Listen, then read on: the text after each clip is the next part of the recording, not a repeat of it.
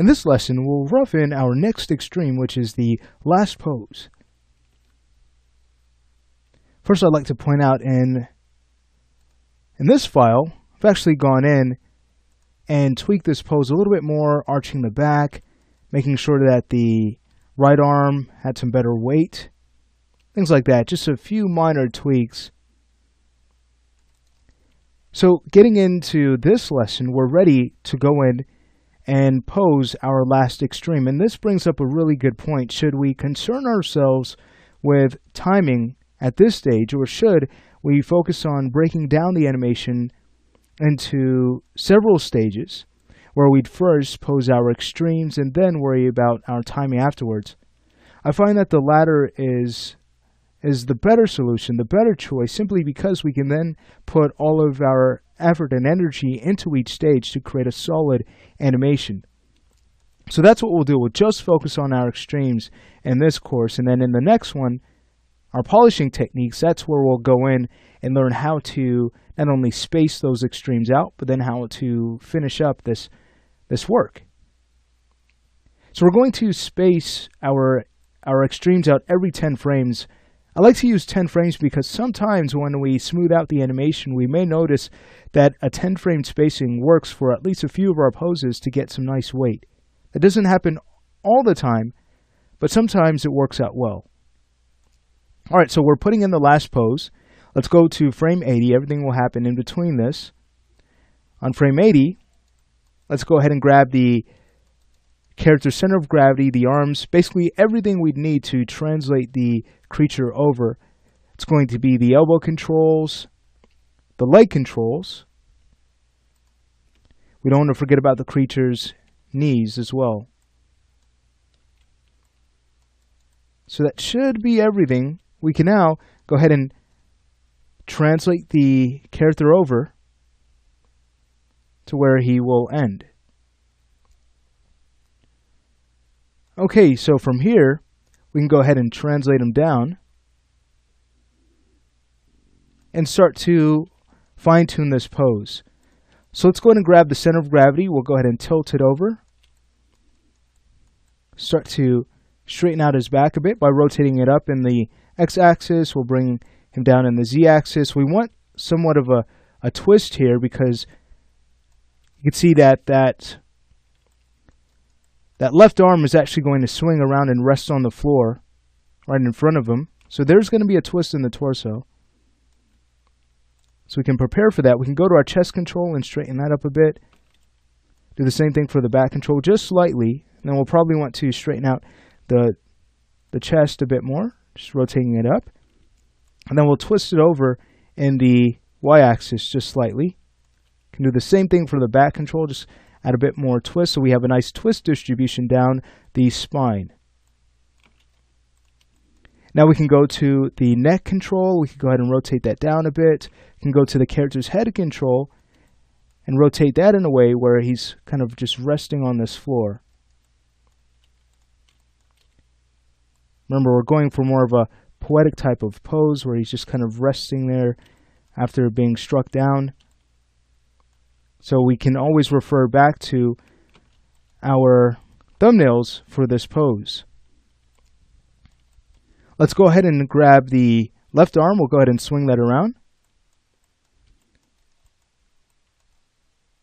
We'll make sure that the wrist is parallel to the torso.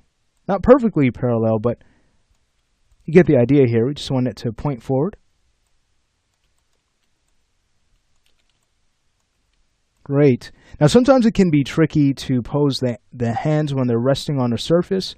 But again, we can refer back to our hand. We don't want a flat palm on the surface. That'd be unnatural. So there should be somewhat of an angle here. Great. Not concerned with the fingers just yet. Let's go ahead and start to tweak the clavicle. We'll swing that around. Great. Now for the right arm, let's go ahead and grab that. And we'll go ahead and bring this up. We'll twist the wrist around and make sure that the palm is faced upward. Let's also go ahead and bring this arm out. and over, so it's closer to the left forearm. Go ahead and pose this wrist, so it's resting on the surface naturally. Now for the right clavicle, we'll definitely want to swing that around. Given how the creature is resting on this floor, we might need to go to the center of gravity and just bring the creature up just a bit, or maybe add a bit of rotation so that the clavicle isn't intersecting in a very extreme way. A little bit of intersection is fine. I might go to the chest control and just kind of like lift that up a bit more. And now we can go to the creature's elbow control and swing that down. Start to tweak this arm a bit more, maybe pulling that out, and then bringing it upward, and then adjusting the wrist so it doesn't appear to be broken. Alright, so this is looking nice.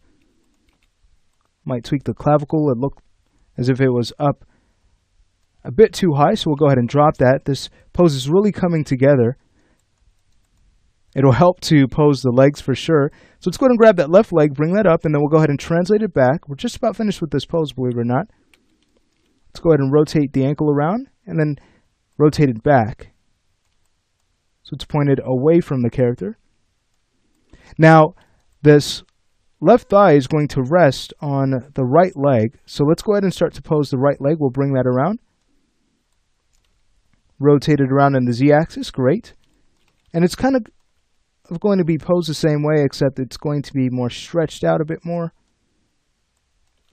We definitely want to break up our poses so that we're not running into twinning. We have some unnatural symmetry. It doesn't happen in real life, so we want to make sure that our poses don't suffer from twinning. It's very easy to do. Alright, great. So this is looking good. We can now go ahead and start to tweak the left leg a bit more. So I'll go ahead and bring that up a bit more and then rotate the ankle to point away. Great. We're taking a look at things from the shot camera as well. I'll go ahead and take this foot and kind of drop that down. Much better. Now for the hips, given the position of the legs, we'll just kind of add a slight twist here to kind of rotate them and open them up a bit. And that looks great. Alright, so let's take a look at things from our shot camera, just taking a look at the pose, making sure we like what we have. I think that this is looking wonderful. Let's go ahead and maybe take the left arm and push that closer to the character's face, just a bit more. Fix the pose here. And now we can focus on the fingers to basically finish up. So again, if you need help, remember you could always refer to your hand. What we want to avoid is having the fingers pose in a way where there's this unnatural spacing between them. So we want to kind of clump them together, because more often than not, that's what our hand pose is going to be, especially when it's at rest. Sometimes the fingers are spread out a bit, but more often than not, you'll find them kind of curled in and touching. I'll go to the end and kind of bring that up so it looks as if that pinky is resting on the floor. We can go ahead and do the same thing for the next finger. We'll go ahead and bring up the root, bring down the mid a bit more, and then we can go ahead and rotate the end out. Great. We'll go to the mid finger next. Go ahead and bring that up a bit. Might go ahead and curl the mid down here and leave the end as it is, just to break up the pose a bit. So for a few of the fingers, we could have the ends rotated up, but for the mid, you could just make sure that the end is rotated down here as well. Just breaking up that pattern a bit for more interest. Sometimes even the most subtle change to a pose can mean so much. You can get that golden pose, which is very exciting to see. It's the beauty of animation. Let's go ahead and tweak the thumb next. Great. All right, so there's the left hand. Now we can finish up with the right. And here, we'll have a lot of fun here with this pose too, kind of curling the fingers in a bit, but not too much because they should be at rest at this point. So we might start by bringing the root of each finger down a little bit more, and then we'll kind of twist the fingers in. And then we can bring up the mid and end sections. Okay, great. So you can start to tweak the mid and end of each finger.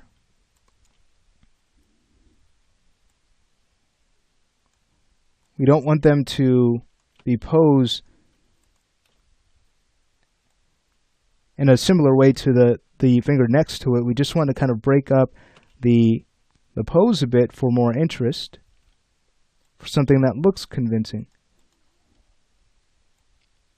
All right, so we're just about done. We'll go ahead and tweak the thumb. Let's take a look at that. Beautiful. All right, I might go ahead and take the end of the thumb and just kind of curl that in just a bit more, just to fix the pose here. And we'll now take a look at things from our shot camera. Very nice pose. Okay, well that finishes up this lesson. So in the next lesson, we're ready to start thinking about what's going to happen in between our start and end frames.